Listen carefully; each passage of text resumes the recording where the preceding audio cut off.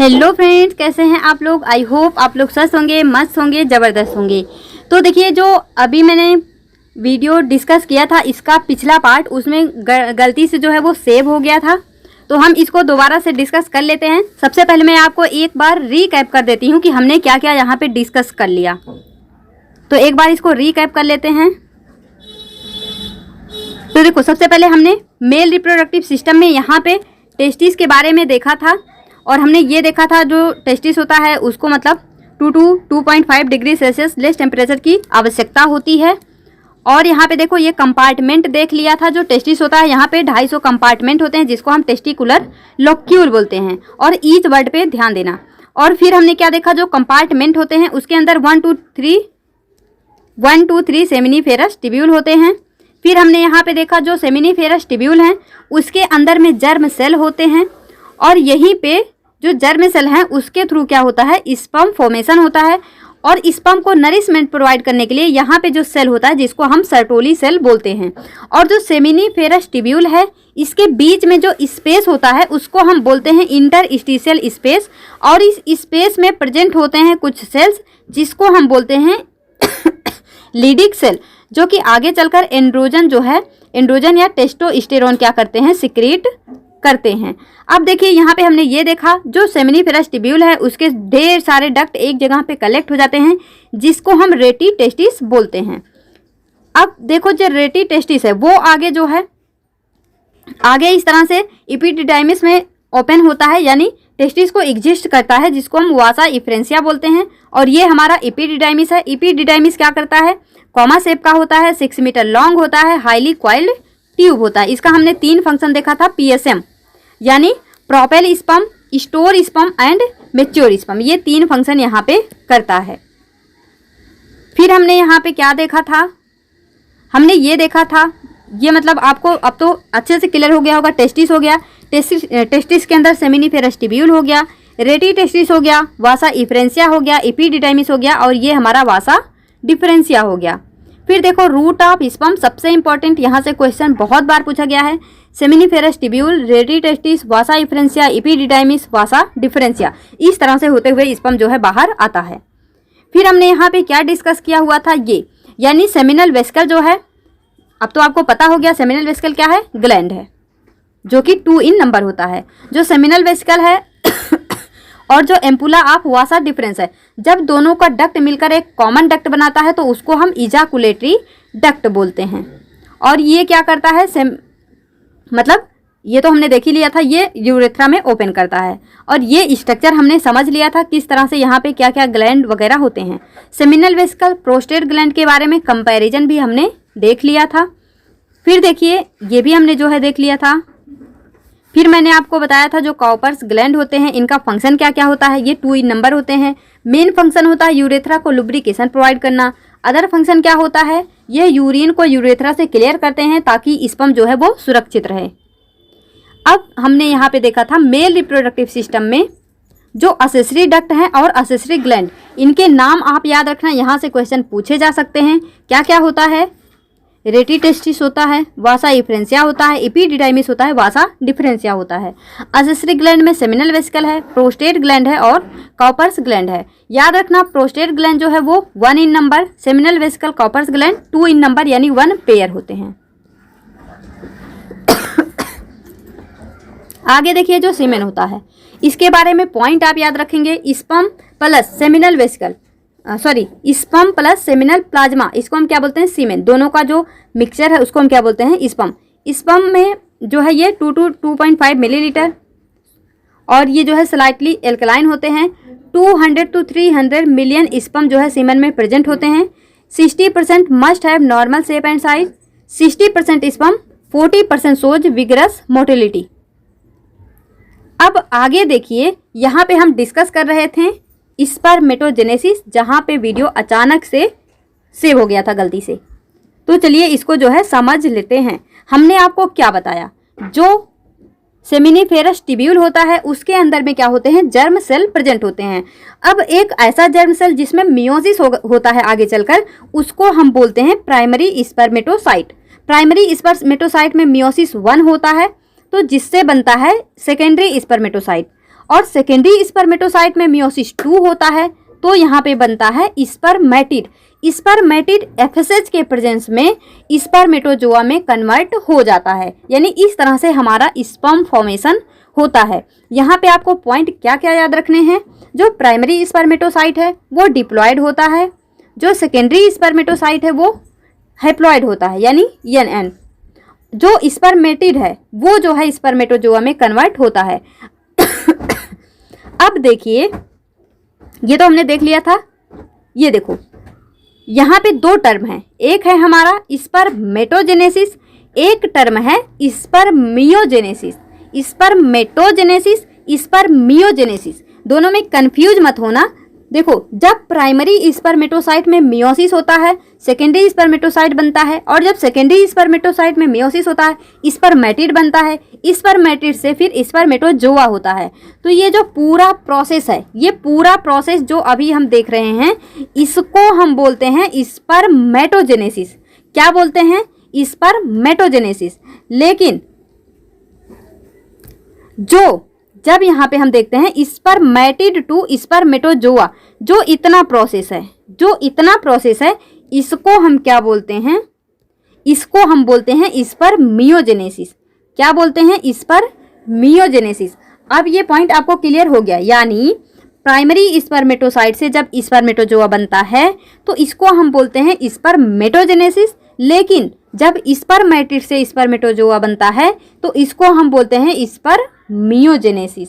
I hope ये point आपको clear हो गया होगा, स्पर्मेटोजेनेसिस क्या है और स्पर्मियोजेनेसिस क्या है।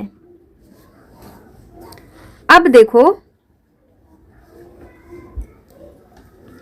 यहाँ पे ये हमारा बड़ा सा सर्टोली सेल हो गया, ये हो गया सर्टोली सेल, और यहाँ पे ढेर सारे क्या प्रेजेंट है? Germ cell. फिर यहाँ पे प्राइमरी स्पर्मेटोसाइट, यहाँ पे क्या हो रहा है? मियोसिस 1। फिर क्या बन गया? Secondary spermatocyte. फिर बन गया यहाँ पे मियोसिस 2। मियोसिस 2 से स्पर्मेटिड बना। स्पर्मेटिड से क्या बना? स्पर्मेटोजोआ बना। तो ये जो पूरा प्रोसेस था, जिसको हमने स्पर्मेटोजेनेसिस बोला, और स्पर्मेटिड टू स्पर्मेटोजोआ को हमने स्पर्मियोजेनेसिस बोला। अब यहाँ पे आप याद रखना, जो सर्टोली सेल था हमने देखा था ना, ये है हमारा सर्टोली सेल, ये है हमारा सर्टोली सेल। अब क्या होगा, जो स्पर्म बना उसका हेड क्या होता है? सर्टोली सेल में इम्बेडेड हो जाता है, सर्टोली सेल में धंस जाता है, यानी head embedded inside Sertoli cell and obtained nutrition. हमने आपको क्या बताया? जो सर्टोली सेल होता है इसी को हम नर्स सेल भी बोलते हैं, और ये भी बताया था सर्टोली सेल क्या करता है? स्पर्म को न्यूट्रिशन प्रोवाइड करता है। और जब यहाँ पे इस सेमिनिफेरस ट्यूब्यूल के अंदर में स्पर्म बना, तो वो स्पर्म सर्टोली सेल के अंदर में क्या हो गया? उसका हेड इम्बेडेड हो गया, धंस गया। क्यों? क्योंकि उसको न्यूट्रिशन प्रोवाइड करता है। तो यही हम यहाँ पे देख रहे हैं, head embedded inside Sertoli cell and obtain nutrition. और जब स्पर्मेटोसाइट से मतलब वहाँ से स्पर्म जो है न्यूट्रिशन वगैरह लेके मोटा तगड़ा होके जब वो सेमिनिफेरस ट्यूब्यूल से बाहर आता है, देखो इस तरह से, जब वो सेमिनिफेरस ट्यूब्यूल से बाहर आता है, तब हम इसको बोलते हैं स्पर्मिएशन। क्या बोलते हैं? स्पर्मिएशन। तो देखो, इस पर करके कितने सारे टर्म हो गए, कंफ्यूज मत होना। Spermatogenesis, spermiogenesis, spermiation. क्या हो गया? Spermatogenesis, spermiogenesis, spermiation. तो अब देखो, हमने ये जो है यहाँ पे देख लिया, टिड क्या है? टिड is a result of second, यानी वही स्पर्मेटिड टू स्पर्मेटोजोआ। तो ये सब प्रोसेस भी आपको क्लियर हो गया होगा। तो अब एक बार फिर से देख लेते हैं। यहाँ पे देखो, बार बार कराने का मतलब ये है कि आपको ये सारे पॉइंट अच्छे से क्लियर हो जाएं। ये है हमारा जर्म सेल। जर्म सेल में क्या हुआ? जर्म सेल से मतलब जो प्राइमरी स्पर्मेटोसाइट है, यानी जिसमें मियोसिस होगा, उसको हम बोलेंगे प्राइमरी स्पर्मेटोसाइट। तो देखो, चाहे वो स्पर्मेटोगोनिया हो या स्पर्मेटोसाइट, यानी जर्म सेल में अभी कोई मियोसिस थोड़े ना हुआ है, तो ये इस जर्म सेल को ही हम क्या बोलते हैं? स्पर्मेटोगोनिया। क्या बोलते हैं? स्पर्मेटोगोनिया। यानी ये भी कैसे होते हैं? डिप्लॉयड। जो प्राइमरी स्पर्मेटोसाइट है ये भी कैसे होते हैं? डिप्लॉयड। और देखो जब प्राइमरी स्पर्मेटोसाइट में मियोसिस होता है तो यहाँ पे सेकेंडरी स्पर्मेटोसाइट बनता है जो कि कैसा होता है, हैप्लॉइड। और यहाँ पे जब मियोसिस 2 होता है तो स्पर्मेटिड बनता है, स्पर्मेटिड 2 स्पर्मेटोजोआ बनता है। और हमने आपको ये बताया जो पूरा प्रोसेस है ये, इसको हम बोलते हैं स्पर्मेटोजेनेसिस, और स्पर्मेटिड 2 स्पर्मेटोजोआ बनने को हम बोलते हैं स्पर्मियोजेनेसिस। तो ये सारे पॉइंट आपको क्लियर हो गए होंगे। तो देखो फाइनल स्टेप और लास्ट स्टेप ऑफ स्पर्मेटोजेनेसिस क्या है, स्पर्मियोजेनेसिस। ये है हमारा spermiogenesis, final step of spermatogenesis. और यहाँ पे किसकी रिक्वायरमेंट होती है, एफएसएच की, और यहाँ पे टिड2जोआ फॉर्म होता है। तो देखो स्पर्मियोजेनेसिस से स्पर्म बनता है, लेकिन और यहाँ पे क्या क्या होता है ये हम यहाँ पे डिस्कस करते हैं। देखो सबसे पहले ये क्या है हमारा स्पर्मेटिड। हमने क्या देखा, स्पर्मेटिड से क्या बनता है, स्पर्मेटोजोआ। तो कैसे बनता है, तो ये है टिड में क्या क्या है, न्यूक्लियस प्रेजेंट है, सेंट्रोसोम प्रेजेंट है, यहाँ पे गोल्जी बॉडी प्रेजेंट है, माइटोकॉन्ड्रिया प्रेजेंट है। तो इस तरह से है। तो ये एक सेल ही, और सेल चैप्टर हमने डिस्कस कर लिया है जहाँ पे हमने आपको इन सब के बारे में बहुत ही डिटेल से पढ़ाया हुआ है। तो देखो स्पर्मेटिड क्या है, एक प्रकार का सेल है, और सेल के अंदर ये सारी चीज़ें तो होंगी ही। तो इसके अंदर क्या क्या है, न्यूक्लियस है, गोल्जी बॉडी है, सेंट्रोसोम है, माइटोकॉन्ड्रिया है, ये सारी चीज़ें प्रेजेंट है। अब क्या है, एफएसएच के प्रेजेंस में जब स्पर्म बनता है तो देखो सबसे पहले ये है न्यूक्लियस। क्या है, न्यूक्लियस, यानी ये यहाँ पे बन गया स्पर्म का हेड, और इसके ऊपर एक कैप लाइक स्ट्रक्चर बन गया जिसको हम यहाँ पे बोलते हैं एक्रोसोम। एक्रोसोम किससे बनता है, गोल्जी बॉडी से। जैसे स्पर्मेटिड में क्या प्रेजेंट है, गोल्जी बॉडी। जब स्पर्मेटिड से स्पर्मेटोजोआ बना यानी स्पर्म बना, तो यही गोल्जी बॉडी किसमें मॉडिफाई हो गई, एक्रोसोम में। किसमें मॉडिफाई हो गई, एक्रोसोम। तो आपसे अगर पूछते हैं एक्रोसोम क्या है, तो आप बोलेंगे modified form of Golgi body, यानी गोल्जी बॉडी का मॉडिफाइड रूप ही क्या है, एक्रोसोम है। जो हेड है स्पर्म का उसमें क्या प्रेजेंट है, न्यूक्लियस प्रेजेंट है, और स्पर्म के नेक में क्या प्रेजेंट है, सेंट्रियोल। क्या प्रेजेंट है, सेंट्रियोल। और जो मिडिल पीस है ये है मिडिल पीस। मिडिल पीस में क्या प्रेजेंट है, इसको क्लियर कर देती हूँ ताकि स्पष्ट दिखे। तो देखो ये जो मिडिल पीस है, मिडिल पीस यहाँ पे क्या प्रेजेंट होता है, माइटोकॉन्ड्रिया। क्या प्रेजेंट होता है, mitochondria. Spiral arrangement of mitochondria जिसको हम बोलते हैं नेबेनकर्ण। क्या बोलते हैं, नेबेनकर्ण। और यहाँ भी माइटोकॉन्ड्रिया क्या करता है, इसको एनर्जी प्रोवाइड करता है। और आगे यहाँ पे क्या दिख रहा है आपको, टेल। क्या है ये, टेल। तो इस तरह से स्पर्म का ये स्ट्रक्चर हो गया। यहाँ पे क्या क्या प्रेजेंट होता है, हेड होता है, नेक होता है, मिडिल पीस होता है, टेल होता है, और हेड के ऊपर एक कैप लाइक स्ट्रक्चर होता है जहाँ पे एक्रोसोम प्रेजेंट होता है, और एक्रोसोम गोल्जी बॉडी का ही मॉडिफाइड रूप होता है। जो स्पर्म का हेड है वहाँ पे न्यूक्लियस प्रेजेंट होता है, स्पर्म के नेक में सेंट्रियोल प्रेजेंट होता है, मिडिल पीस में माइटोकॉन्ड्रिया प्रेजेंट होता है जिसको हम बोलते हैं नेबेनकर्ण, और यहाँ भी इसका काम क्या होता है, स्पर्म को एनर्जी प्रोवाइड करना। और यहाँ पे क्या प्रेजेंट होता है, टेल, जिसके थ्रू जो स्पर्म है वो मूव करता है, यानी स्पर्म के मोटिलिटी में टेल जो है हेल्प करता है।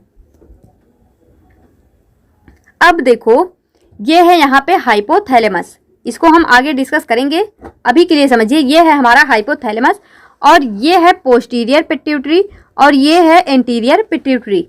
जो GnRH यानी गोनेडोट्रोपिन रिलीजिंग हार्मोन, ये इंड्यूस करता है FSH और LH के सिक्रीशन को, FSH और LH के सिक्रीशन को। तो देखो हमने यहाँ पे क्या देखा, सर्टोली सेल, स्पर्मियोजेनेसिस, ये सब कुछ। अब आपको जब मैं ये टर्म यूज कर रही हूँ तो इसके बारे में एक एक पॉइंट आपको याद आ रहा है। तो जो एंटीरियर पिट्यूटरी है ये FSH और LH को सिक्रीट करता है। जो FSH है वो इंड्यूस करता है सर्टोली सेल को और स्पर्मियोजेनेसिस को, यानी टिड2जोआ। अभी हमने देखा ना कि स्पर्म फॉर्मेशन में यानी टिड2जोआ, जब स्पर्मेटिड से स्पर्मेटोजोआ बन रहा है तो यहाँ पे कौन हेल्प करता है, FSH। तो FSH किसमें हेल्प कर रहा है, वो सर्टोली सेल को भी इंड्यूस कर रहा है और टिटुटोजोआ यानी स्पर्म फॉर्मेशन में भी क्या कर रहा है, हेल्प कर रहा है। और वो सर्टोली सेल को क्यों इंड्यूस करता है, ताकि स्पर्मेटोजोआ को सर्टोली सेल क्या करे, न्यूट्रिशन प्रोवाइड करे। और जो LH होता है, यानी जैसे हमने आपको क्या बताया, जो इंटीरियर पिट्यूटरी है उसने 2 हार्मोन सिक्रेट किया, एक FSH एक LH। जो LH होता है इसको याद करने के लिए देखो ऐसे याद करना, FSH में क्या वर्ड है, S for Sertoli cell, S for spermiogenesis. L में क्या वर्ड, LH में क्या है, L for LH, L for Leydig cell या फिर इंटरस्टिशियल सेल। तो क्या हो जाएगा, हाइपोथैलेमस जब गोनेडोट्रोपिन रिलीजिंग हार्मोन यहाँ पे इंटीरियर पिट्यूटरी को क्या करता है, इंड्यूस करता है, तो FSH और LH 2 हार्मोन सिक्रीट होते हैं। जो FSH है वो सर्टोली सेल को इंड्यूस करता है और स्पर्मियोजेनेसिस को इंड्यूस करता है। जो LH है वो लीडिक सेल को इंड्यूस करता है, और यहाँ पे लीडिक सेल क्या करता है, सिक्रीट करता है टेस्टोस्टेरोन या फिर इसी को हम बोलते हैं एंड्रोजन। आई होप ये पॉइंट आपको क्लियर हो गए होंगे। और यहाँ पे देखो, जैसे हमने देखा ये है क्या है, ये है हमारा हाइपोथैलेमस। इसने इंड्यूस किया GnRH को, GnRH ने इंड्यूस किया FSH और LH को, FSH ने इंड्यूस किया सर्टोली सेल को। अब ये सर्टोली सेल क्या करता है, इनहिबिन सिक्रीट करता है। सर्टोली सेल क्या करता है, इनहिबिन सिक्रीट करता है। इनहिबिन मीन्स क्या होता है, जैसे देखो इनहिबिट वर्ड होता है ना, इनहिबिट मीन्स रोक देना। तो उसी तरह से सर्टोली सेल इनहिबिन सिक्रीट करता है, ताकि जो इनहिबिन है वो GnRH के सिक्रीशन को रोक सके। अब जब सर्टोली सेल इनहिबिन को सिक्रीट करेगा तो इनहिबिन क्या करेगा, GnRH को रोक देगा। GnRH जब अगर रुक गया तो वो जो है FSH को नहीं मतलब इंड्यूस कर पाएगा, यानी यहाँ पे SSH भी नहीं, एक सेकेंड, FSH भी क्या होगा, यहाँ पे सिक्रीट नहीं होगा। और जब FSH सिक्रीट नहीं होगा तो यहाँ पे सर्टोली सेल सिक्रीट नहीं होगा। तो इस तरह से जो है इनहिबिन प्रोसेस भी, मतलब जो सर्टोली सेल है वो न्यूट्रिशन तो प्रोवाइड करता ही है, इसका और एक फंक्शन होता है कि ये इनहिबिन हार्मोन को भी क्या करता है, सिक्रीट करता है। जब इनहिबिन सिक्रीट होता है तो वो GnRH के सिक्रीशन को रोकता है, GnRH FSH के सिक्रीशन को रोकता है, और FSH सर्टोली सेल के सिक्रीशन को रोक देता है। तो इस तरह से ये प्रोसेस यहाँ पे होता है।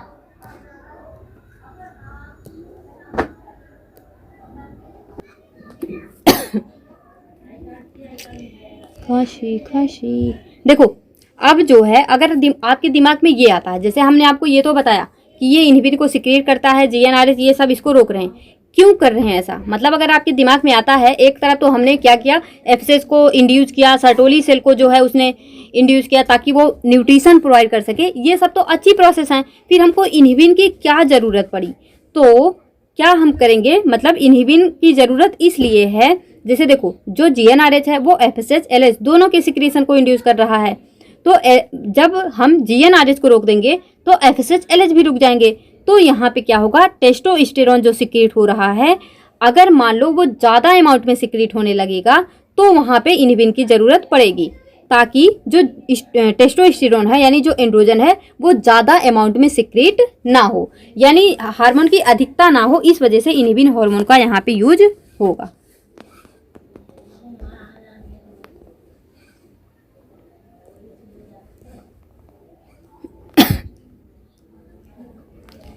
तो अब यहाँ पे देखो, ये है पेनिस, यहाँ पे इसका स्ट्रक्चर थोड़ा सा देख लीजिए। देखो ये जो है यहाँ पे ये क्या था, इसके ऊपर यूरिनरी ब्लैडर और ये है यूरेथ्रा।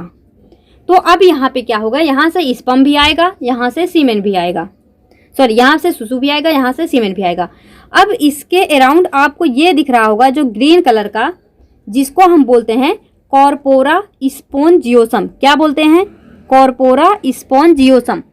और इसके अराउंड स्ट्रक्चर जो होता है उसको हम बोलते हैं कॉर्पोरा कैवर्नोसा। क्या बोलते हैं, कॉर्पोरा कैवर्नोसा। और यहाँ पे प्रेजेंट होते हैं ब्लड वेसल्स। क्या प्रेजेंट होते हैं, ब्लड वेसल्स। अब जो कॉर्पोरा कैवर्नोसा होता है, इसका फंक्शन क्या होता है, ड्यूरिंग सेक्सुअल अराउजल, यानी जब यहाँ पे मतलब सेक्सुअल एराउजल होता है, तो यहाँ पे ये जो ब्लड वेसल्स मैंने आपको बताया, ये जो ब्लड वेसल्स है यहाँ पे ब्लड सप्लाई बढ़ जाती है। क्या होती है? ब्लड सप्लाई बढ़ जाती है। यानी अगर हम कहें सेक्सुअल एराउजल के दौरान जो ब्लड वेसल्स है उसमें ब्लड सप्लाई बढ़ जाती है और इसी वजह से क्या होता है? पेनिस इरेक्शन, यानी जो पेनिस इरेक्टाइल प्रोसेस होता है वो इसी के थ्रू चलता है। यहाँ पे जो ब्लड वेसल्स है उसमें ब्लड सप्लाई बढ़ जाती है। और एक पॉइंट याद रखना, ये जो इसका इंड पार्ट है, जो फूला हुआ सा पार्ट है, इसको हम क्या बोलते हैं? Glans penis. क्या बोलते हैं? Glans penis. और इसके अराउंड जो ये मेम्ब्रेन टाइप स्ट्रक्चर आपको दिख रहा है उसको हम बोलते हैं फोर स्किन या फिर प्री प्यूस। क्या बोलते हैं? फोर स्किन या फिर प्री प्यूस। आई होप ये पॉइंट आपको क्लियर हो गए होंगे। तो फीमेल रिप्रोडक्टिव सिस्टम हम अगले पार्ट में कंटिन्यू करेंगे। आई होप आपको male reproductive system plus spermatogenesis अच्छे से समझ में आया होगा। कौन सा ग्लैंड कहाँ पे क्या काम कर रहा है, कौन सा स्ट्रक्चर कहाँ पे किस तरह से प्रेजेंट होता है, किसका क्या फंक्शन होता है, ये सब कुछ हमने क्लियर कर लिया है, डिस्कस कर लिया है। तो फ्रेंड्स, अपना फीडबैक देना मत भूलना। इस वीडियो में यहीं तक, मिलेंगे अपने नेक्स्ट वीडियो में। तब तक के लिए all the best, be happy, be positive.